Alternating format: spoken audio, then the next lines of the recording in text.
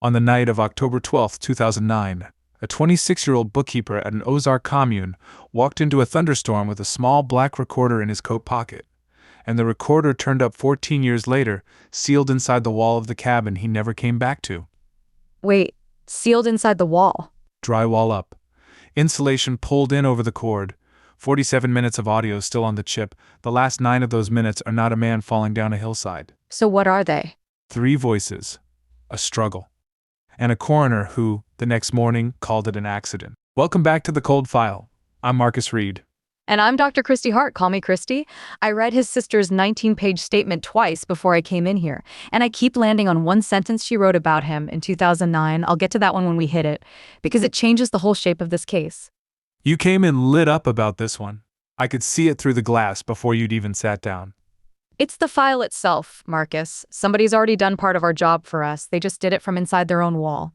So let's start with who he was, because Wesley Crain is the entire engine of this episode. Marlow Bend, Missouri, Ozark foothills. About 4,000 people scattered between 2 state forests, goat farms, tractor pulls, and by the mid-2000s, a quiet little wave of off-grid homesteading communities that the sheriff's office was, let's call it, content to leave alone. Content to leave alone is doing a lot of work in that sentence. It is. Cheap land, lax county oversight, and a long local tradition of minding your own business.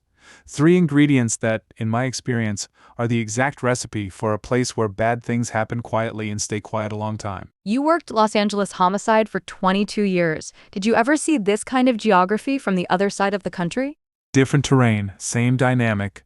Whenever you've got a closed community that handles its own discipline and a county sheriff who's understaffed, the door is open.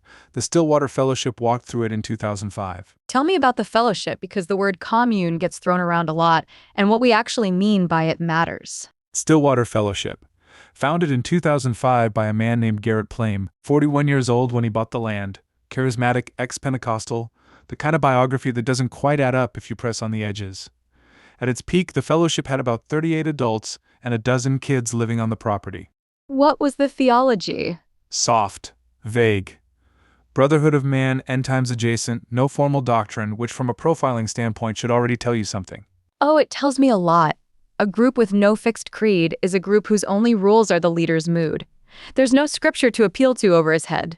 Plain is the text. Exactly. And the way you joined, and this matters for Wesley, the way you joined was, you gave the fellowship your savings and your paycheck. They called it consolidation. Consolidation. They have a word for it. That's not a slip, Marcus. That's a system. Which brings us to Wesley Crain, 26 years old in 2009.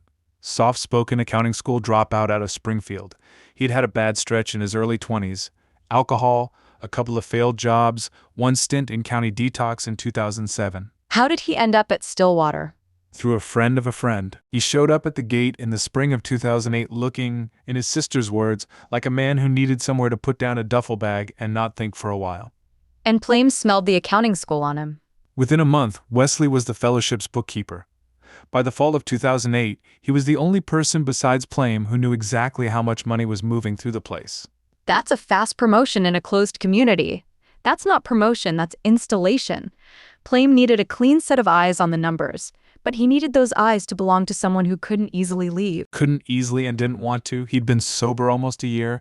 He had a room, work he was good at, 3 meals a day, people who called him brother. Tell me about his sister.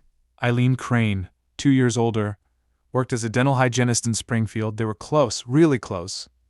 Their mother died when Wesley was 16. Their stepfather was, charitably, not in the picture, and Eileen had basically raised the back half of his childhood. So she's not a casual sister, she's the one stable adult in his life. And she visited him at Stillwater every 2 weeks. They had a Sunday lunch ritual at the feed store diner in Marlow Bend. He'd walk down from the property, she'd drive in from Springfield, they'd split a meatloaf platter, and she'd give him a paperback. That is one of the saddest sentences I have heard today. It gets harder. Because 2 weeks before he died, at one of those Sunday lunches, Wesley pulled a photocopy out of his coat pocket and slid it across to her. The ledger page. The ledger page. 3 tithe entries crossed out in pencil, and a margin note in his handwriting that read, quote, BZEAC exceed, ask G about overage, End quote. BZE. Belize. He's already worked out where the money's going. He's worked out that some of it's going somewhere it shouldn't. He doesn't necessarily know Belize yet. He knows there's an account labeled BZE in Plame's private notes that he isn't supposed to have seen, and he knows that money is leaving the fellowship's books through it. What did he say to Eileen? According to her statement, he said, and this is almost verbatim, "I think I need to ask Garrett something. If he doesn't have a good answer, I'm taking this to the prosecutor on Monday." Marcus. 2 weeks before he dies, he's already drafted his exit plan out loud to his sister. And she told him not to do it alone. She told him to bring her with him, or bring the prosecutor up to the gate, or just leave the property and come stay in Springfield until they figured it out. He didn't. He didn't. He said he wanted to give Garrett one chance to explain. He said, and Eileen quotes him on this, "I owe him that, Eileen. He's the reason I'm not dead in a ditch already." That sentence is going to follow me home tonight. It followed Eileen home for 14 years. Okay, before we hit the night itself, Eileen's 2009 statement. There's a line in there I want on the table from the beginning because I think it's going to mean more later than it means now. Go ahead. She said her brother had this habit, she called it a quirk. The sheriff treated it as a quirk that he kept 2 copies of every number, one on paper and one, quote, out loud.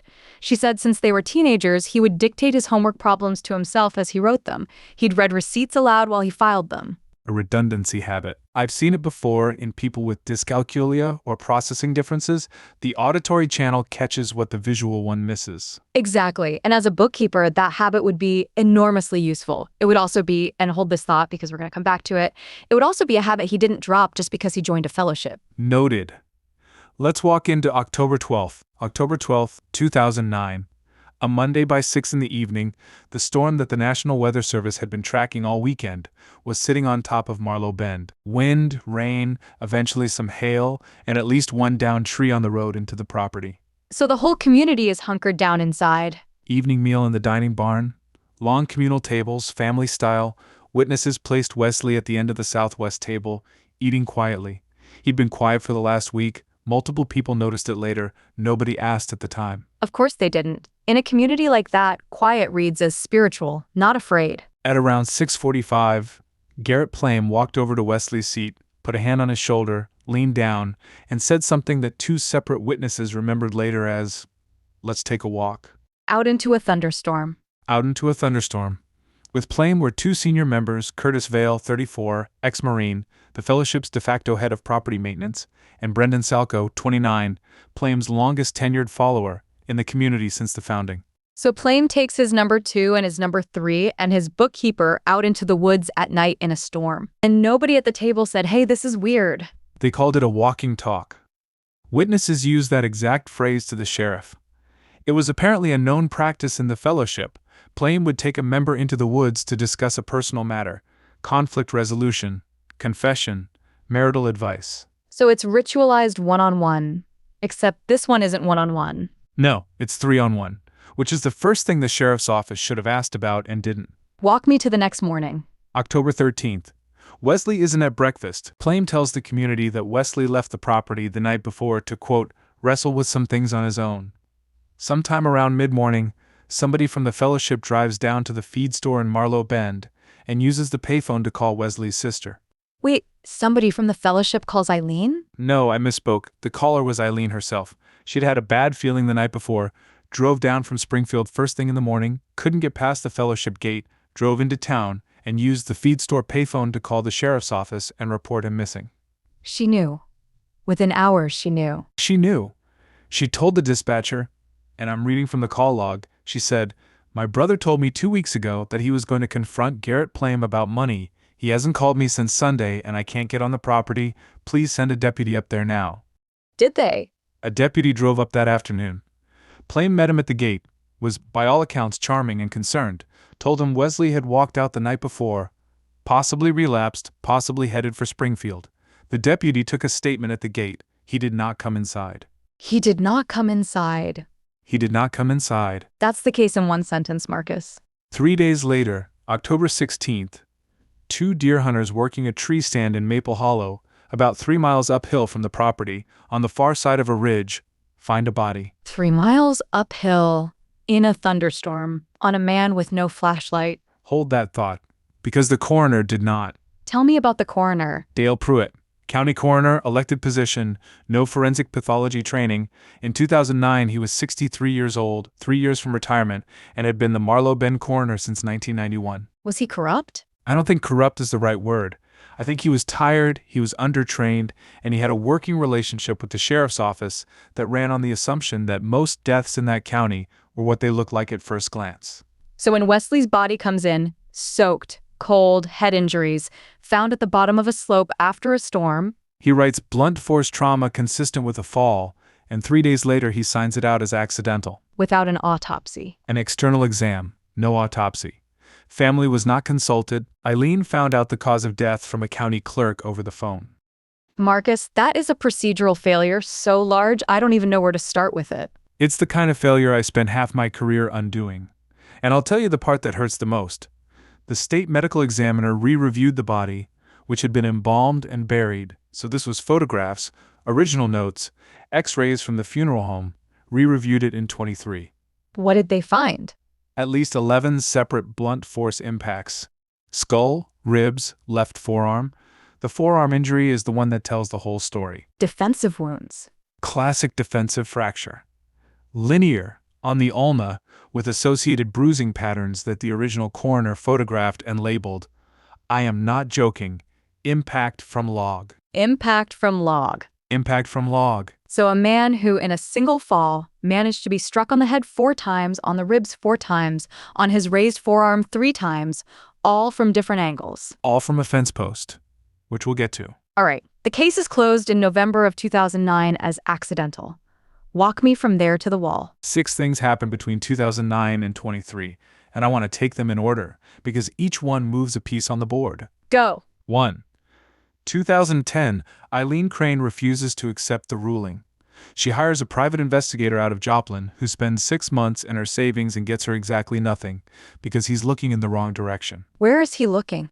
He's looking at Royce Mickler, The stepfather. the stepfather, long-haul trucker out of Joplin, 2 prior assault convictions, estranged from Wesley and Eileen since their mother's death. Big man, mean drunk, fits the silhouette. And he's the red herring. He is the red herring that ate 14 years of this investigation. The private investigator brings his theory to the sheriff. The sheriff loves it. By 2011, there's a homicide detective from the state working the case full-time, building a circumstantial pile against Mickler. On what? Fuel receipts that put him within 100 miles of Marlow Bend that weekend. A pattern of him sending threatening letters to Wesley's mother before she died. A drunken statement he made in a bar in Branson, where he allegedly said, quote, "That kid is no son of mine and the world won't miss him." Which is a vile thing to say, but is not a confession. It's not a confession, but in front of a grand jury in 2011, with the right ribbon tied around it, it almost was. He came that close to being indicted. What saved him? A logbook. His company's electronic logbook put him asleep in a cab at a truck stop in Tulsa from 10 in the evening on October 12th to 6 in the morning on October 13th. Tulsa is a 4-hour drive from Marlow Bend. Wesley was almost certainly already dead by 10 in the evening. So Mickler walks. Mickler walks. The grand jury declines to indict.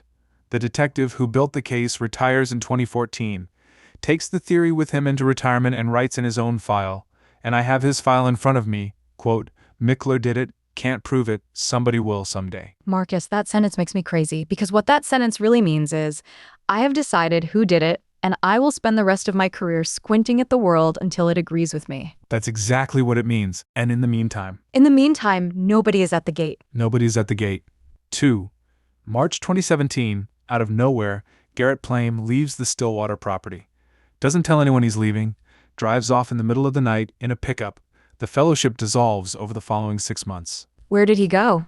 Costa Rica, eventually. Through Mexico, we know this now because we have his passport history. Costa Rica is interesting because it's not Belize. Belize is where the money was.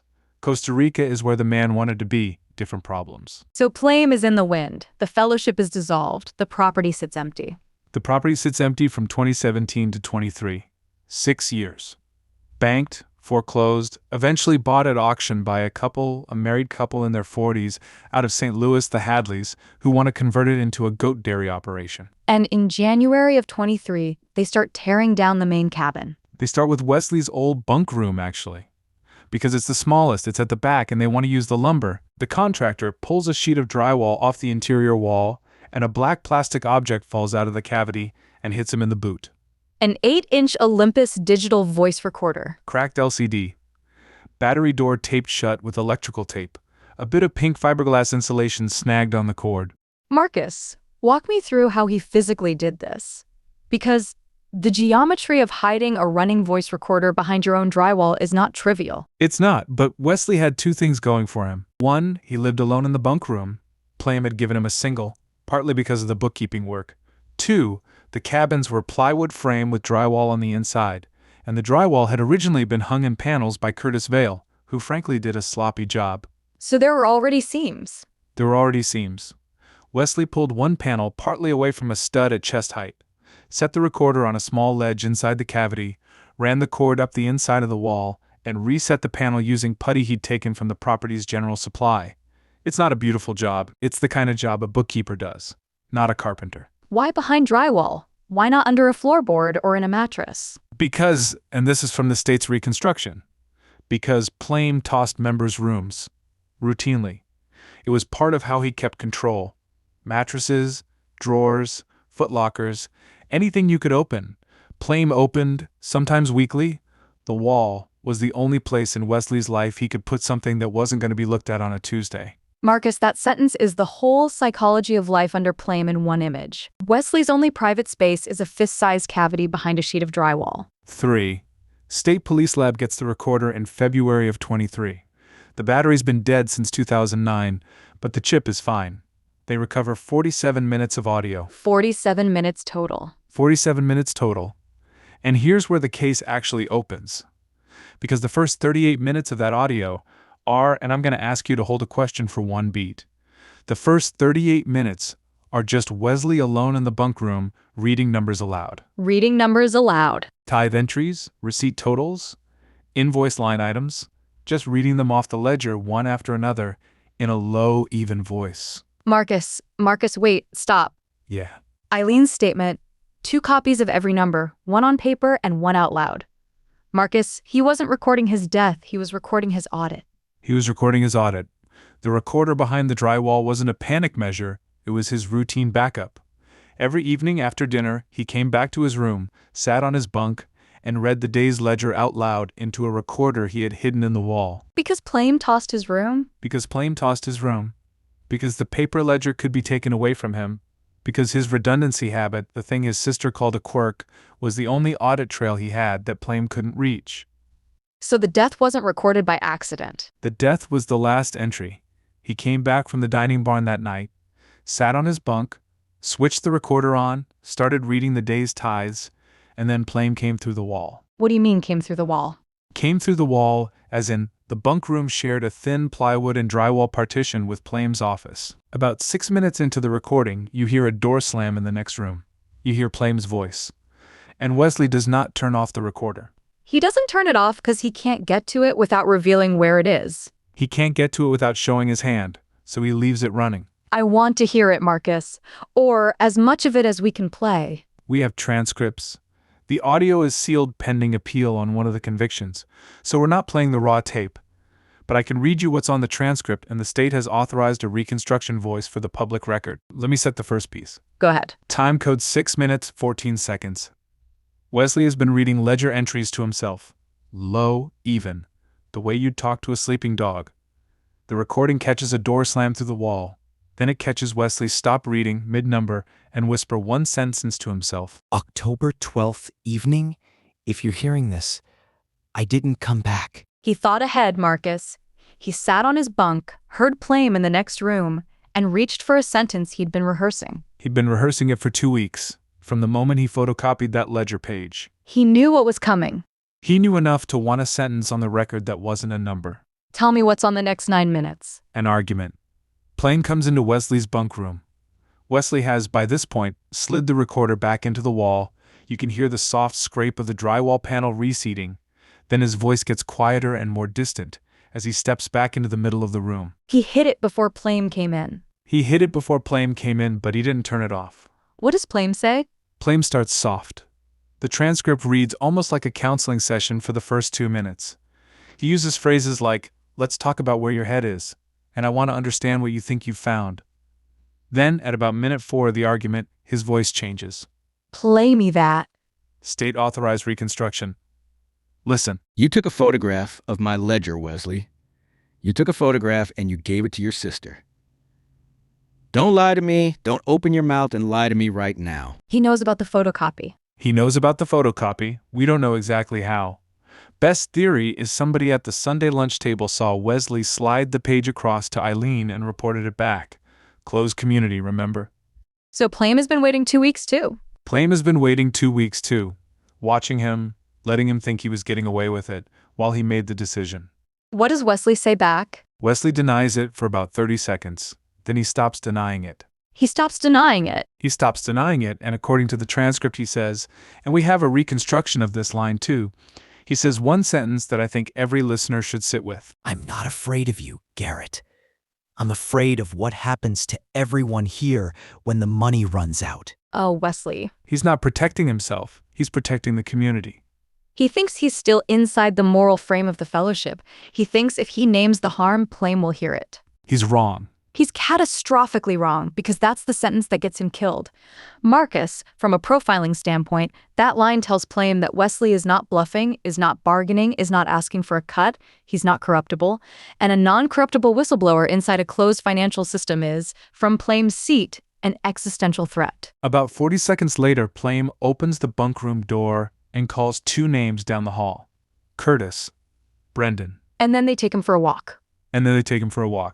The recording captures the bunk room door closing behind them. There's about 30 seconds of nothing. Then you can faintly hear, through the wall, the storm, and 3 sets of boots on the porch. And the recorder is still running. For another 41 minutes, while a man it can't see is being beaten to death 3 miles uphill, the recorder is still running. It only captures empty room, floorboards, the wind, the storm. That is one of the saddest pieces of evidence I have ever heard described. Eventually the battery runs down, mid-storm, the chip stops writing. And the recorder sits in the wall for 14 years. For 14 years. Through 5 winters of sub-freezing temperatures that, thank God, didn't kill the chip. Through Plame's departure, through the fellowship's dissolution, through 6 years of empty cabin, until a contractor with a pry bar pops a panel of drywall and a black plastic object falls out and hits him in the boot. Okay, we have the recording. Walk me through the investigation that follows. State police get involved in March of 23. Cold case unit takes the file. They have 3 voices on tape, identified by name on the tape itself. Plame, Vale, Salco, which is the kind of evidentiary gift you almost never get. Almost never. But they also have a 14-year-old case, a buried body, an embalmed corpse, a coroner who is now deceased, and 3 suspects, one of whom is in Costa Rica. So this isn't a slam dunk just because there's a tape. Not even close. The defense, and we'll get to the trial, is going to argue that the tape is fabricated, the tape is misidentified, the tape doesn't capture the death, the tape is therefore not evidence of the death. So they need physical evidence to put the tape inside a real night with real consequences. Which brings us to the boot. February of 23, while the audio lab is still working on the recorder, the state police execute a full property search on the Stillwater land. The Hadleys, the new owners, are cooperative. The state goes through every barn, shed, root cellar, and outbuilding. What did they find? 41 sealed plastic barrels in a covered lean-to behind what used to be the dining barn. Most contained dry goods that had spoiled: flour, rice, beans, the fellowship's emergency stores. One contained a size 12 work boot. Just one boot. One boot. One boot, with blood and tissue spotted across the upper, around the eyelets, and dried into the laces. DNA on the laces matched Wesley. Tread matched Curtis Vale's footprints from a separate barn floor. And this is the piece I love: the size 12 was Vale's size. Plame was a size 10. Salco was a size 9. The boot was Curtis Vale's. Wait, Marcus, why is there one boot in a barrel? Because the other one was burned in the fire pit that night. The state's working theory is that Vale came back from Maple Hollow with both boots soaked in blood, threw one in the fire, which was already burning the fellowship's master ledger book, by the way, and the other one was set aside to clean and got, somehow, in the chaos, sealed into a barrel and forgotten. Forgotten by Vale. Who is, by all accounts, not the brightest of the 3. Brendan Salco was the smart one, Plame was the charismatic one, Vale was the muscle. You said the master ledger went into the fire pit. We can't prove this directly, but here's what we know. The master ledger book was on Wesley's desk on October 12th. Multiple witnesses saw it. The next morning it was gone. It has never been recovered. And in the fire pit, in 2009, county investigators photographed a heap of ash that the sheriff at the time did not test, did not bag, did not preserve. Of course they didn't. So we have the recorder, we have the boot, we have a missing ledger and a burned fire pit. And then in 24, the state subpoenas the Belize Bank. How? Belize is famously hard to pry open. It is, but the shell company Plame used had a registered agent who'd already been flipped in a separate federal investigation. The state piggybacked off that cooperation agreement and pulled wire transfer records covering 2007 through 2009. What was in there? $61,000, moved in 11 separate transfers, all originating from a Marlow Bend credit union account in the name of Stillwater Fellowship Holdings, all landing in a Belize shell company called Cayo Verde Holdings Limited, Whose sole director is? whose sole director is Garrett Plame. So Plame had been preparing his exit for 2 years before Wesley figured it out. At least 2 years, probably longer. The state thinks he was planning to leave the fellowship in the spring of 2010, with somewhere between $80,000 and $100,000 tucked offshore, walk away, leave the community to collapse, and reinvent himself somewhere warm. He did reinvent himself somewhere warm. Just 7 years later, with less money than he wanted, after the books had been clean for a long time and nobody was looking. That's right. All right. We are now in true whodunit territory, because the listener at this point is sitting with 4 candidates.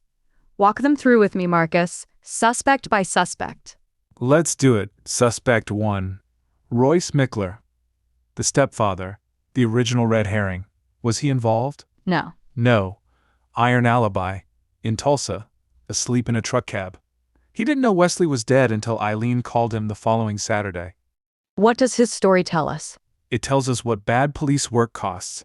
14 years of investigation pointed in the wrong direction, because a man with priors lived a 5-hour drive away. Mickler is genuinely a bad man. There's a separate file in Joplin on him for things he did to Wesley's mother, but he did not kill his stepson. And the cost of that mistake? The cost is that nobody walked up to the Stillwater gate with a search warrant in 2010 or 11 or 12. Plame got to leave on his own terms, in his own time, in 2017. Suspect 2. Brendan Salko. Brendan Salko. 29 years old in 2009. The fellowship's longest tenured follower, the intellectual of the 3. The one who'd been with Plame since the founding in 2005. What was his role on the night? Forensic linguistics matched his voice to one of the 3 on the recording. He was in the room during the argument and in the woods during the killing. The state's reconstruction has him as the second man on the fence post. The second man. Yes. State's theory, based on the body's wound patterns, is that Curtis Vale struck the first blow with a fence post he'd staged on the path earlier that day, and Salko struck several of the subsequent ones. Why both of them? Why not just Vale? 2 reasons, and they're both psychological. Christy? Plame needed shared culpability. If only Vale swung, only Vale goes down if anybody ever talks. By making Salko swing too, he locks them both into mutual silence. They can't testify against each other without testifying against themselves.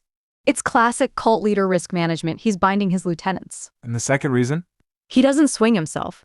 Plame is there, Plame is directing, but Plame's hands stay clean, which, from a profile standpoint, is also classic. The architect doesn't carry the brick.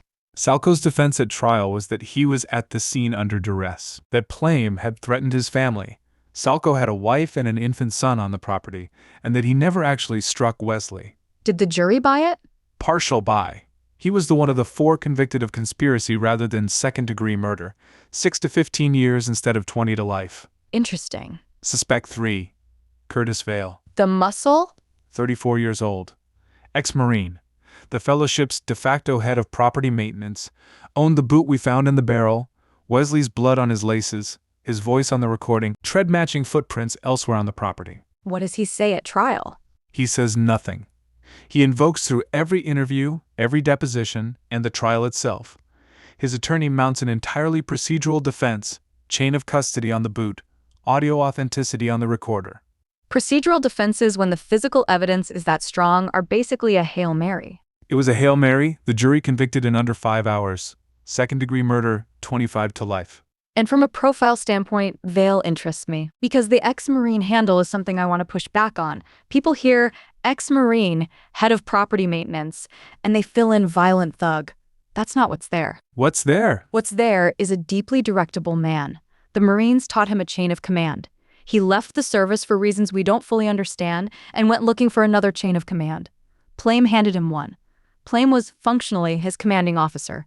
And in his head, the order to walk Wesley up to Maple Hollow came down through a chain that he had been trained for 10 years to obey. Does that excuse him? Not for a second. But it explains him. And it tells you why Plame picked him. Suspect 4. Garrett Plame. The founder.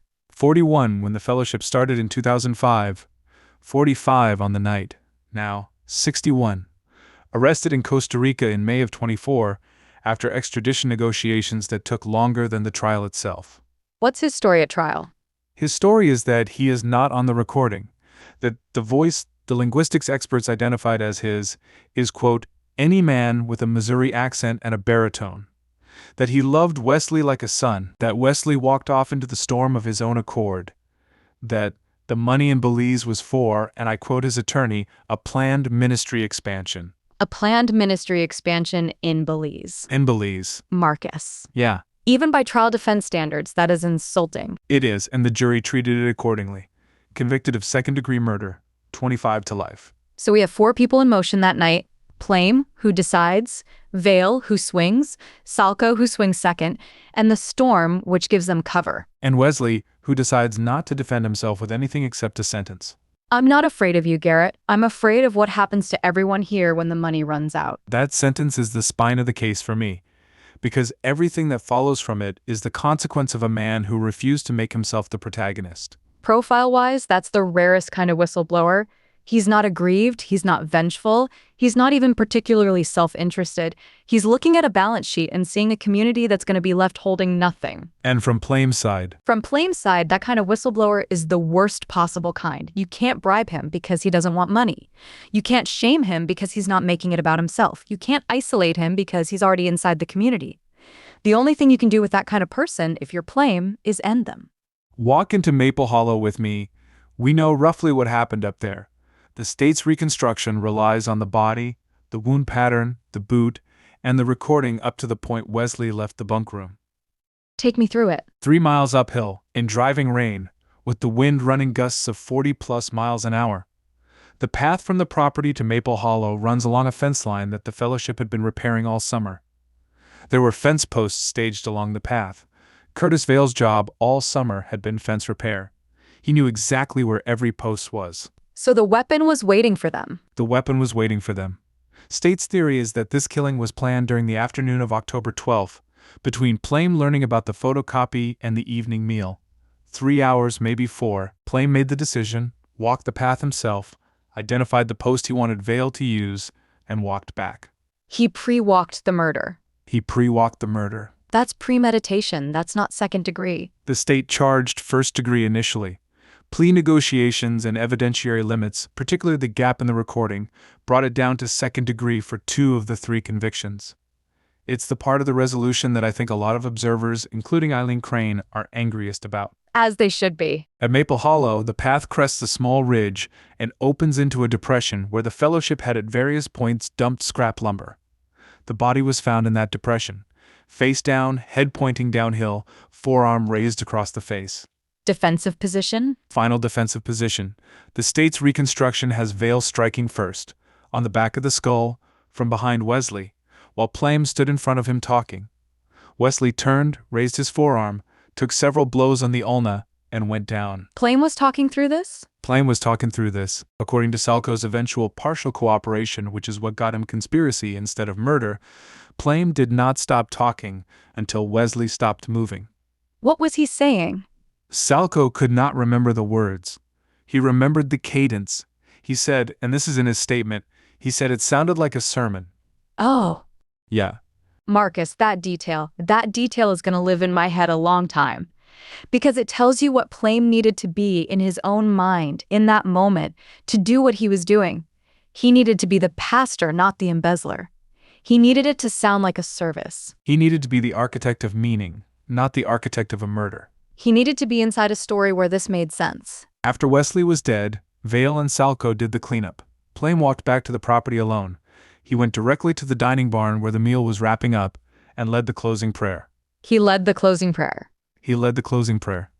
Witnesses described his demeanor as, quote, ordinary and warm.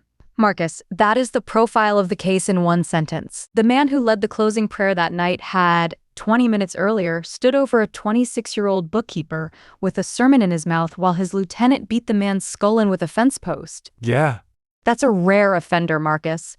People talk about cult leaders as charismatic narcissists, and a lot of them are, but the ones who can do what Plame did, kill, and then immediately resume the role, those are a smaller subset. That's not just narcissism. That's an unusual capacity to live inside a self-justifying narrative. have you seen that capacity in other cases? I've seen it in a handful. Always founders, always people who have built the story they're inside. The story has to be load-bearing for them, because if it falls down, they don't survive it, psychologically. Let me play one more piece of the case for you. Wesley Crain, the sister, sat down with state investigators in March of 23, 12 hours after she was told the recorder had been recovered. She gave a second statement, much shorter than the first. What did she say? She said, "One thing I want you to hear, and then I'm going to step back to the larger picture." I told the deputy in 2009 that my brother kept 2 copies of every number. I told him 3 times. He wrote it down once, and then I think he stopped listening. And it turned out the second copy was in his bunk room wall the whole time, and nobody asked. Oh, Eileen. She held the answer for 14 years and watched the people who should have asked her about it look at her brother's stepfather instead. That kind of grief is its own injury, Marcus. It's not just the loss, it's the systemic refusal to take her seriously. It's the second loss on top of the first. What happens to Eileen now? Eileen testified at all 3 trials. She read parts of her brother's recording aloud at the sentencing.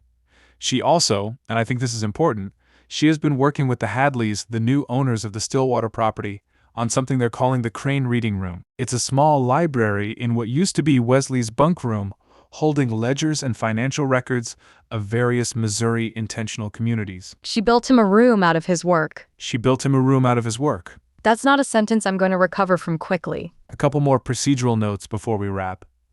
The forensic linguistics on the recording, which is going to be the basis of any appeal, was performed by 2 separate teams, one in St. Louis and one through a federal contract in Quantico.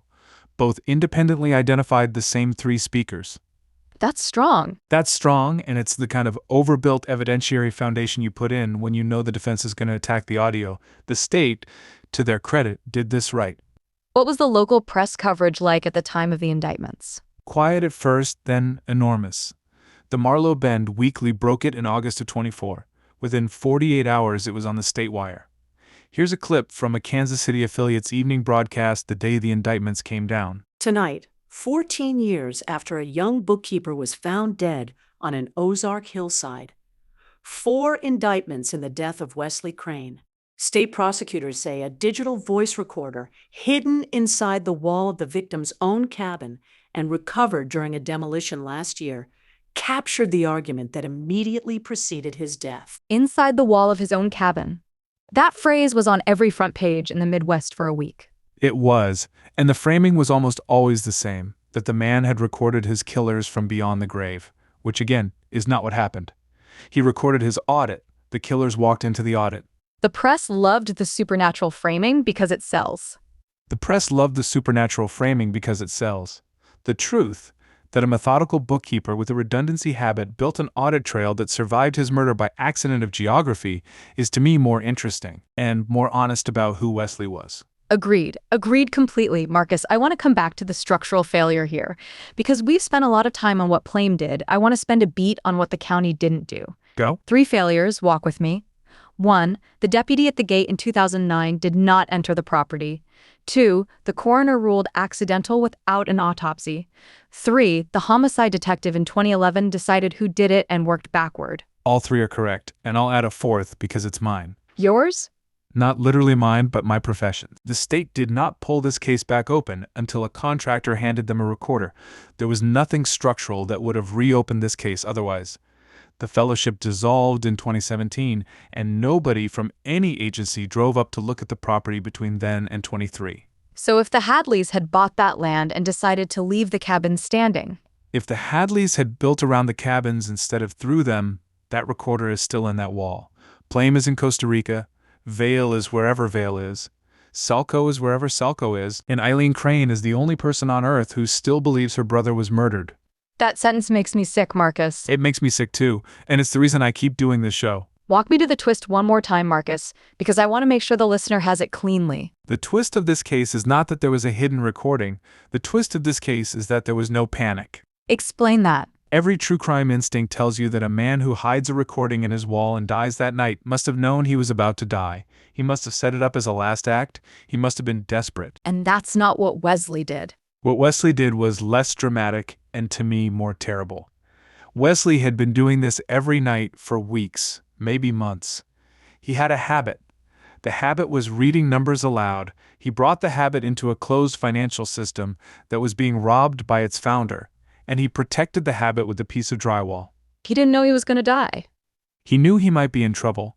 He didn't know that Monday was the day. He sat down on his bunk that evening and started reading ledger entries, the same way he had the night before and the night before that. And then Plame slammed the door in the next room. And Wesley made one small choice. He chose, in that moment, with maybe 10 seconds of warning, to whisper one sentence into a recorder he could not reach without revealing it, and then to let it run. If you're hearing this, I didn't come back. If you're hearing this, I didn't come back.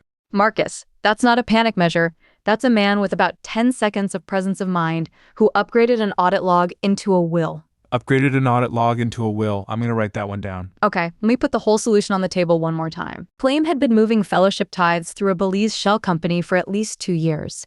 Wesley, the bookkeeper, caught the discrepancies in late September of 2009. He photocopied a ledger page on a Sunday, gave it to his sister, and told her he was going to confront Plame before going to the prosecutor. Somebody at the fellowship saw the handoff and reported it. Plame used the next 2 weeks to plan a response. On the afternoon of October 12th, with a storm forecast, he made the decision, walked the path to Maple Hollow, identified the fence post Vale would use, and walked back. At dinner, he took Wesley aside for a, quote, walking talk. Came to Wesley's bunk room first, argued with him through the wall, unknowingly into Wesley's running recorder, and then called Vale and Salco down the hall. The three men walked Wesley 3 miles uphill into a thunderstorm. Vale struck first with a staged fence post. Salco struck second. Plame never touched him. Plame was talking through the entire killing.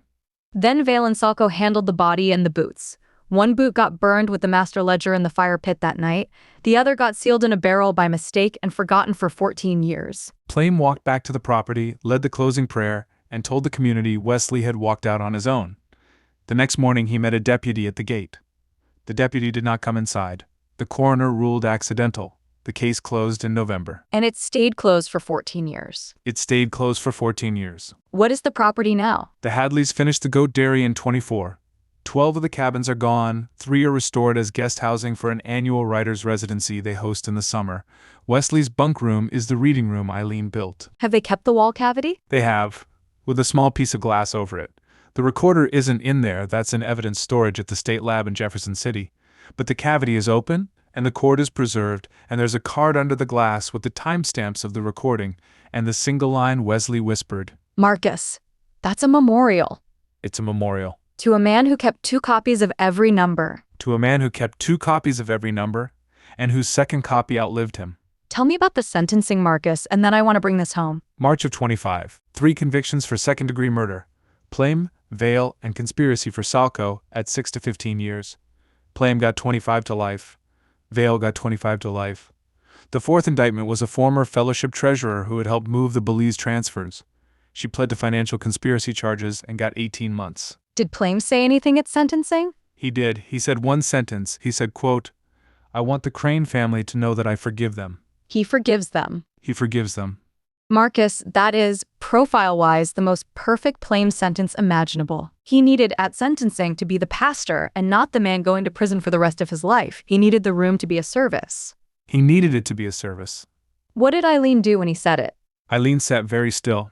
The transcript notes she did not respond. After the gavel, she walked to the railing and put a hand on it, and her victim impact statement, which she had given the day before, was, I think, already the answer. What did her impact statement say? It said a lot of things. The line I keep coming back to is, and Eileen has given us permission to read this. She said, quote, My brother spent his last hour reading numbers out loud to himself in a room where he thought he was alone. He wasn't alone. He was on a recording. And somewhere in those numbers, there's an entry for the day his life stopped being worth more than $61,000 in Belize. Oh, Yeah, that sentence is going to be quoted for a long time, Marcus. as it should be. Let's bring this home, Marcus. What stays with you on this one? What stays with me is the deputy at the gate, because I've worked 22 years of homicide, and I have been that deputy. I have stood at someone's door and let charm and inconvenience in a long day talk me out of going inside. I have not, thank God, ever done it on a case where a body was waiting. But it's the closest the job comes for me to a moral knife edge. And in 2009, on October 13th, in Marlow Bend, a deputy on the wrong side of that edge cost Wesley Crain his proper investigation for 14 years. You're hard on that deputy? He's 81 years old now. He gave an interview to the Marlow Bend Weekly after the indictments came down. He said, and I'm reading from the interview, "I should have gone inside. I knew at the time. I let him talk me out of it. I have thought about it every week since. That's not a man who needs me to be hard on him. That's a man who is already hard on himself." That's an answer that has 14 years of weight on it. It does, and it's the answer I would give a younger detective who was about to make the same mistake. Go inside. Go inside. What stays with me is the redundancy habit. Because everything about Wesley that the fellowship found useful was the same thing about him that, in the end, was their undoing. They wanted a bookkeeper who would never lose a number. They got one. And the way he never lost a number was by speaking it aloud into a recorder behind the drywall of his own room. He didn't change for them. He brought himself in full into the door of the dining barn on his first day, and they exploited the part of him that looked useful, and they didn't notice the part of him that was eventually going to be the receipt. He didn't change for them. He didn't change for them. And that's, in a strange way, the most hopeful sentence I can offer about this case, because it tells me that the way you survive a closed system that wants to absorb you is by keeping one habit they don't quite see. One small redundancy, one quiet, weird thing that's yours. One quiet, weird thing that's yours. Even when they kill you, that habit can still speak. Wesley Crain kept his copy. Both of them. Case closed in 25, 14 years late, but closed. I want to say something honest before we go. I came into this case ready to talk about Plame because the founder is always where my eye goes first. The architect, the charisma, the offender profile. And by the time we were halfway through the file, I realized this episode was never going to be about him. It was going to be about a bookkeeper with a redundancy habit, and it was going to change the way I think about who survives these communities on the record. I'm going to be looking at the quiet ones differently from now on. Next week, stay with us. I don't want to say more than that yet because I'm still sitting with how this one moved me. If you're not already following the show, take a second now so the next one finds you.